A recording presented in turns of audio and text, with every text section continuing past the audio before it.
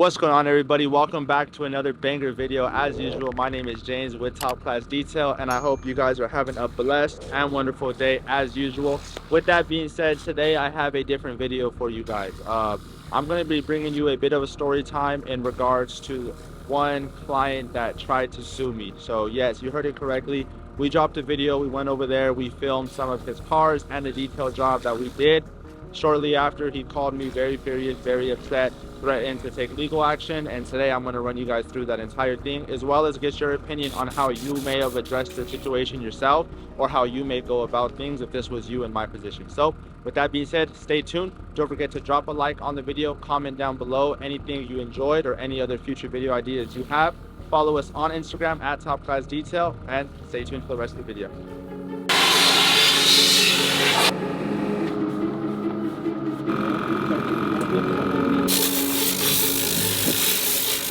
Have you ever had any issues like lawsuits, or for example, someone doesn't like the service but they don't want to pay, or any problems like that? I've never had people really never try to pay. I don't think that's ever been an issue. I've had some guy try to quote unquote sue me for a YouTube video. That was probably the biggest issue I think I've had. For those of you guys that might have saw, there was a video we uploaded. I forget the title of it. We might throw it up, but essentially it was a video involving a Cadillac, a CTSV, a truck, and then I believe an Audi, right? Something along those lines. Long story short, we talked to the client. We got a verbal agreement on filming and everything else. We agreed to blur out license plates and the actual address, which we did. One of the other vehicles showed up late. A glimpse of the license plate was part of the video, but that vehicle wasn't necessarily spoke about, so it was kind of like a break in the line with that one.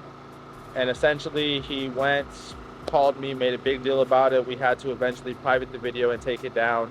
That has been really the only issue I think I've had. But in the last 2 to 3 years of business, I get really great clients, really great people.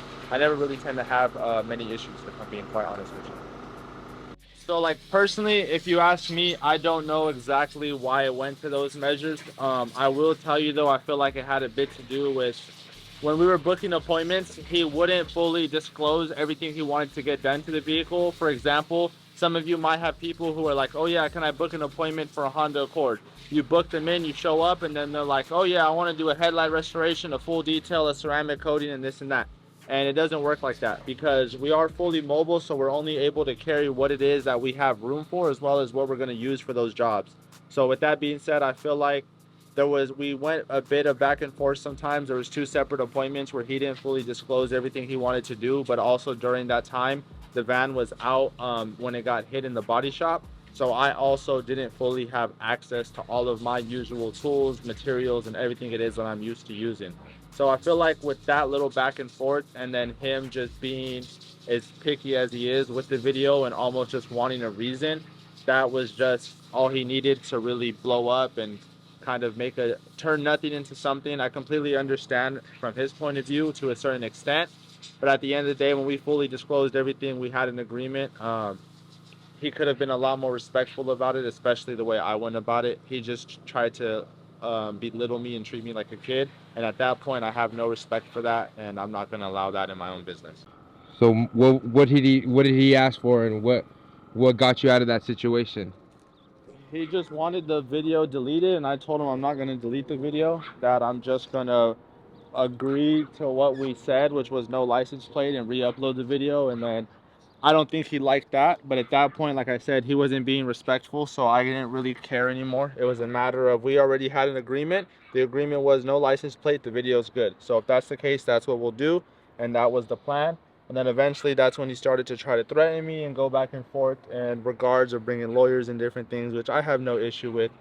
At the end of the day, if that's the route people want to go, that's the route we can go. But quite frankly, I don't have the energy or the time for it, so I just stopped replying to him. I just left the video private and left it at that, because it's not like he had anything interesting that would have really needed to be shown to everybody, in my opinion. I just tried to help and showcase videos and showcase for you guys as the viewers.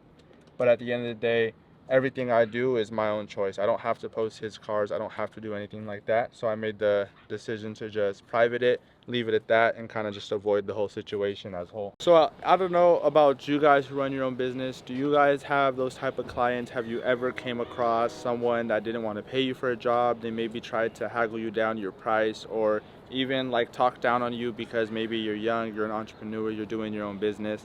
And at the end of the day too, if you were me in my position, what would you have done? Would you have kept the video up and just left it at that and said, hey, at the end of the day, we had an agreement is an agreement? Just like I said, blurred out that one small license plate and left it at that? Or would you have just done what I did, try to avoid all conflict, just ignore it, delete the video, quote unquote, private it, leave it there, and at the end of the day, just move forward with life and keep going? At the end of the day, I feel like it was a good option, the one I chose, because not many of you guys noticed it or anyone speaks about it, which just shows that with time things will kind of blow over and it's just a temporary thing. But at the end of the day, drop it down below, let me know your opinions, what you would have done, and I definitely want to read them and see how everyone else would have addressed the situation.